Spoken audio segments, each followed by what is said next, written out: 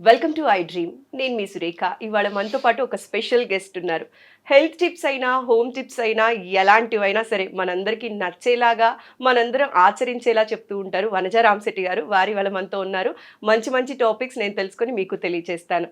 Hello అండి. Hello మా, ఎలా ఉన్నారు? I'm good, thank you. Vanaja గారు, మీరు ఇచ్చే ఏ టిప్ అయినా కూడా చాలా మందికి నచ్చుతుంది, ఫాలో అవుతూ ఉంటారు, సక్సెస్ఫుల్ గా వెళ్ళిపోతూ ఉంటారు అనమాట. Means a lot. You deserve it అండి. Thank you so much. చాలా మంది మీ ఫాలోవర్స్ ఉంటారు కదా. యా. సో నాకు ఎప్పటి నుంచో ఒక పర్టికులర్ టాపిక్ మీతో చెప్పించాలి అని అనుకున్నానండి. ఇంటర్వ్యూస్ కి అటెండ్ అవుతూ ఉంటారు కదా, ఆ టైంలో డ్రెస్ సెన్స్ చాలా పర్టికులర్ గా చూస్తారు హెచ్ఆర్ కానీ ఎవరైనా కూడా. సో డ్రెస్సింగ్ విషయంలో ఎలాంటి జాగ్రత్తలు తీసుకుంటే బాగుంటుంది అంటారండి ఇంటర్వ్యూస్ కి అటెండ్ అవుతున్న క్యాండిడేట్స్? ఇంటర్వ్యూస్కి వెళ్ళేటప్పుడు ఏమవుతుందంటే, మనము కొన్ని ఏళ్ల నుంచి ఇంటర్వ్యూ కాన్సెప్ట్ మొదలైనప్పుడు, like way back in 1940s ఆ టైంలో చూసుకుంటే, ఇంటర్వ్యూకి వెళ్ళాలి అంటే ఒక పర్టికులర్ టక్ చేసుకుని వెళ్ళాలి, చక్క ఐరన్ క్లోత్స్ వేసుకెళ్ళాలి. సో అక్కడి నుంచి మెల్లిమెల్లిగా ఏమైందంటే, రాను ఈ గవర్నమెంట్ జాబ్స్లో అవన్నీ అయిపోయిన తర్వాత నెక్స్ట్ ఫేజ్ ఏంటంటే, అంటే లైక్ ఐఏఎస్ ఐపీఎస్కి వెళ్ళేటప్పుడు వాళ్ళకి ఆల్రెడీ వాళ్ళకి చెప్పేస్తారు ఇలా రావాలి ఇంటర్వ్యూకి అనేసి. అది కాకుండా ఇప్పుడు ప్రైవేట్ ఆర్గనైజేషన్స్ ఇంటర్వ్యూస్ అటెండ్ అయ్యేటప్పుడు ఒక్కొక్క, like if you're going for a receptionist job, okay, రిసెప్షనిస్ట్కి కావాల్సిన క్వాలిటీస్ ఏంటి ఫస్ట్ థింగ్, అవన్నీ మనకు ఉన్నాయో లేవో చూసుకొని, ఏమవుతుందంటే ఈ డ్రెస్సింగ్ కాన్సెప్ట్ ఏదైతే ఉందో, డ్రెస్సింగ్ ఈజ్ ఆల్వేస్ గుడ్. ఎప్పుడైనా కానీ కాన్ఫిడెన్స్ ఇచ్చేది మన అవుట్ఫిట్. మనం కాన్ఫిడెంట్గా నడిపించేది మనం ఎలా బట్టలు వేసుకున్నాము, ఎలా ఉన్నాము, మన grooming place a key role కదా. అయితే కానీ ఈ మధ్య కాలంలో ఏమైపోతుందంటే, ఇంటర్వ్యూకి వెళ్ళేటప్పుడు ఈ డ్రెస్సింగ్ అన్నదాన్ని ఎవరికి నచ్చినట్టు వాళ్ళు కన్సిడర్ చేస్తున్నారు. అయితే మనము కొన్ని మూవీస్లోనూ ఎక్కడెక్కడో చూసి ఇన్ఫ్లుయెన్స్ అయిపోయాం. ఎలా అంటే, ఇంటర్వ్యూ అంటే ఆడవాళ్ళైనా మగవాళ్ళైనా బ్లేజర్సే వేసుకెళ్ళాలి అనే ఒక మిత్ కంప్లీట్లీ. ఆ మగవాళ్ళు అయితే ఒక వైట్ షర్ట్, బ్లూ ప్యాంటు, ఒక టై, ఒక ప్యాంటు, ఇలా అవన్నీ ఓకే, వెరీ గుడ్, అలా వెళ్ళొచ్చు. అయితే when it comes to women, ladies ఏం చేస్తున్నారంటే, వాళ్ళకి కూడా ఏంటంటే, నేను బ్లేజర్ వేసుకెళ్తేనే నన్ను అక్కడ యాక్సెప్టెన్స్ ఉంటుంది అని ఒక ఫిక్సేషన్ అనమాట. అందుకని ఇంటర్వ్యూకి వెళ్ళేటప్పుడు ప్రతి ఒక్కరు బ్లేజర్స్ వేసుకొని చూస్తాం మనం చాలా మందిని. వెరీ రేర్గా ఆ మధ్య కాలంలో నేను ఎప్పుడైతే వర్క్ చేసేదాన్నో అప్పుడు ఎవరైనా ఇంటర్వ్యూకి పిలిస్తే they use to land up in blazer. Okay, I mean doesn't matter, okay fine, blazer is also acceptable. But నేను మాట్లాడాలి అంటే గనక ఎవరికి ఏది సూట్ అవుతుందో అది వేసుకొని వెళ్ళడము. ఎందుకంటే మనం వేసుకునే బట్టలు మనకి ఫస్ట్ కాన్ఫిడెన్స్ ఇవ్వాలి. ట్రూ. బట్టలు వేసుకెళ్ళిన తర్వాత వాటి గురించి మనం ఇంకా పట్టించుకోకూడదు అనమాట. ఓకే, తీరా మనం ఒక బ్లేజర్ వేసుకెళ్ళాక you are feeling very uncomfortable, దగ్గర ఎక్కడో టైట్ గా ఉందో, లేకపోతే you are pulling your pants, లేకపోతే షర్ట్ ని అడ్జస్ట్ చేసుకుంటున్నారు, లేకపోతే బ్లేజర్ సరిగా సెట్ అవ్వట్లేదు, ఇవన్నీ కాదు. మీరు ఇన్ని రోజులు ఏ అవుట్ఫిట్ తోటి అయితే చాలా కంఫర్టబుల్ గా ఉన్నారో, అది చీర అవ్వచ్చు, అది ట్రౌజర్ అవ్వచ్చు, అది ఒక కాటన్ చుడీదార్ అవ్వచ్చు, లేకపోతే ఏదైనా ఒక సింథటిక్ అవుట్ఫిట్ అవ్వచ్చు, ఇవి ఫస్ట్ మీరు చూస్ చేసుకోండి. ఫస్ట్ థింగ్ ఏంటంటే, మీరు ఏ బట్టలో బాగా కనపడతారు, మిమ్మల్ని మీకు వెల్ డిఫైన్డ్గా ఏ అవుట్ఫిట్ అయితే చూపిస్తుందో అది మాత్రమే వేసుకెళ్ళండి. బ్లేజరే వేసుకెళ్తాను అనే ఆ ఫిక్సేషన్ నుంచి మనం బయటకు రావాల్సిందే. ఓకే, అది నెంబర్ 1. అంటే ఇంటర్వ్యూస్ అంటే బ్లేజర్ మాత్రమే కాదు, మనకి ఏది కంఫర్ట్, మనకి ఏది సూట్ అవుతుందో, మనకి ఏది కంఫర్టబుల్గా, అంటే ఒక్కసారి డ్రెస్ వేసుకున్నామా అంటే అక్కడ ఇంటర్వ్యూ అయ్యే వరకు మనం ఇంకా అస్సలు ఏం పట్టించుకోకూడదు అనమాట. మనకి మన బట్టలు కాన్ఫిడెన్స్ ఇవ్వాలి. Okay, I'm looking good in this outfit అని ఒక confidence, that is number 1. Second thing ఏంటంటే, కొంతమంది చాలా ఫ్లాషీ కలర్స్ వేసుకెళ్తారు, red, brown, green, like radium colours. ఇవి కాకుండా మనం ఎంత లైట్ కలర్స్ వేసుకెళ్తే, ఎంత సూదింగ్ కలర్స్ అనమాట, చూడగానే ఒక స్కై బ్లూ చూసినా, ఒక వైట్ కలర్ చూసినా, ఒక పీచ్ కలర్ చూస్తే ఎంత ప్లెజెంట్గా అనిపిస్తూ ఉంటుంది మనకి కదా. So that is one thing మనం గుర్తుంచుకోవాల్సింది, లైట్ కలర్స్ అనమాట.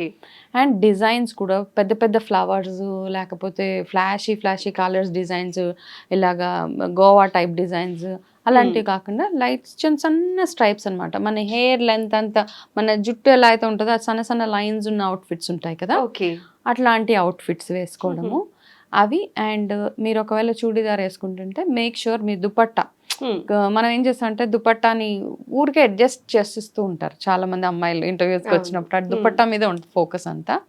అలా కాకుండా ఆ దుపట్టాని ప్రాపర్గా పిన్ చేసుకొని వన్ సైడ్ వేసేసుకోండి. మనం శారీకి ఎలాగైతే ఫ్లీట్స్ పెడతామో అలాగా చిన్నగా దాన్ని ఫ్లీట్స్ లాగా పెట్టేసి ఒక సైడ్ అలా వదిలేసి చాలా డీసెంట్ గా కనపడతారు. ఒక సైడ్ దుపట్టా వేసుకోవచ్చు, రెండు సైడ్లు వేసుకుని రెండు సైడ్లు వేసుకుని అడ్జస్ట్ చేసుకోకుండా రెండు సైడ్లు స్పిన్ ఇట్ అప్ అంతే. మీ మెయిన్ పర్పస్ ఏంటి? మీరు ఇంటర్వ్యూకి వెళ్తున్నారు. ఇంటర్వ్యూలో ఫస్ట్ వాళ్ళు ఏం చూస్తారంటే మనం వాళ్ళ క్వశ్చన్ మీద ఎంత ఫోకస్ చేస్తున్నాము, వాళ్ళు చెప్పిన క్వశ్చన్ మనకి ఎంత అర్థమైంది, అండ్ మన బాడీ లాంగ్వేజ్ ఎట్లా ఉంది, మనం కాన్ఫిడెంట్గా ఉన్నామా లేదా, ఇవి వాళ్ళు కన్సిడర్ చేస్తారు. అదే మన ఫోకస్ ప్రతిసారి మన అవుట్ఫిట్ మీద వెళ్తూ ఉంటే దట్ ఇట్ సెల్ఫ్ మనకు అక్కడ -5 అయిపోతుంది. ఎందుకంటే మనల్ని మనం సరిగా క్యారీ చేసుకోలేకపోతున్నాం ఫస్ట్ థింగ్ కదా. ఆ పాయింట్ అక్కడ నోటెడ్ ఆల్రెడీ. కాబట్టి మనం ఇంటర్వ్యూస్కి వెళ్ళేటప్పుడు చూస్ ఇన్ ద వే మీరు ఏదైతే కంఫర్టబుల్గా ఉన్నారో ఒక 2 days ముందే ఆ డ్రెస్ ట్రై చేసి ఓకే నాకు ఎక్కడ చెయ్యి ఇలా పైకి ఎత్తినా కిందకన్నా ఇట్స్ నాట్ అన్కంఫర్టబుల్ అని ఒక దీంతో కూర్చున్నప్పుడు కూడా అంటే ఒక్కొక్కసారి కూర్చున్నప్పుడు కూడా మనకి కొంచెం పాపప్ అయిపోయినట్టు పొట్ట దగ్గర అట్లా అవన్నీ లేకుండా ఉంటే then you're adding 10 marks to your kitty అనమాట. సో ఇలాగ చిన్న చిన్నవి గుర్తుపెట్టుకుని మనం ఇంటర్వ్యూకి వెళ్ళేటప్పుడు ప్రాపర్గా డ్రెస్ అయి వెళ్ళడం ఒకటి. అన్నిటికంటే ఇంపార్టెంట్ ఏంటంటే ఇంటర్వ్యూలో అవుట్ ఆఫ్ కాంటెక్స్ట్ అయినా కానీ మనం అప్లై చేసే రోల్కి మనకి ఎంత నాలెడ్జ్ ఉన్నది. ఎందుకంటే మన కాన్ఫిడెన్స్ ఇట్ సెల్ఫ్ స్పీక్స్ అనమాట. మీరు అక్కడ ఎంత బాగా బట్టలు వేసుకొని వెళ్ళినా, ఎంత మంచి outfit lakhs of rupees of outfit వేసి వెళ్ళి కూర్చున్నా, మీకు సబ్జెక్ట్ నాలెడ్జ్ లేకపోతే మీ ముఖంలో ఆ భయము, ఆ టెన్షన్ తెలిసిపోతూ దొరికిపోతాం ఈజీగా.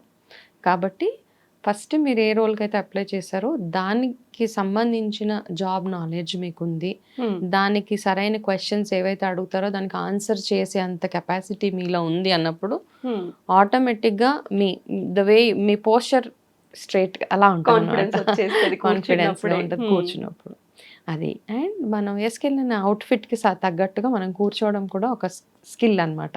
మీరు ఎలా కూర్చుంటున్నారా అన్నది చాలా చాలా ఇంపార్టెంట్. ఇంటర్వ్యూస్లో వెళ్ళినప్పుడు ఇలా కూర్చోవడము, లేకపోతే టేబుల్ మీద చేతులు పెట్టేయడము, చాలా మంది ఇలాగా చాలా క్లోజ్డ్గా కూర్చుంటారు. సో ఇవన్నీ తెలిసిపోతూ ఉంటుంది. కొంతమంది చేతులు ఇలా ట్విస్ట్ చేసేస్తూ ఉంటారు, లేకపోతే గోర్లు సంథింగ్ ఏదో ఒక యాక్టివిటీ అవుతూనే ఉంటుంది అనమాట. కాన్స్టెంట్గా దే ఆర్ వెరీ డిస్టర్బ్డ్ మైండ్లో.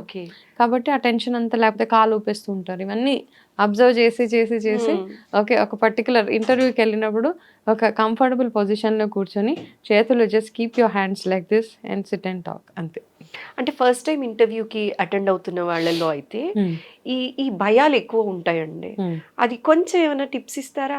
అటెండ్ అవుతున్నప్పుడు ఇట్లాంటి బాడీ లాంగ్వేజ్ మెయింటైన్ చేయడానికి కానీ, చేతులు ఇలా నలుపుకోకుండా ఉండటానికి కానీ, వాళ్ళు కాన్ఫిడెంట్గా ఉండాలంటే ఏ జాగ్రత్తలు తీసుకుంటే బాగుంటుంది అంటారు? ఫస్ట్ థింగ్ ఏంటంటే వాళ్ళు ఏ జాబ్కి అయితే అప్లై చేశారో ఫస్ట్ వీళ్ళ ప్రొఫైల్ ఏదైతే ఉందో, వీళ్ళు ఏదైతే ఎంప్లాయర్కి పంపించిన రెజ్యూమే ఉంటుంది కదా, వీళ్ళ CV, అది ఫస్ట్ మీరు చదువుకోండి.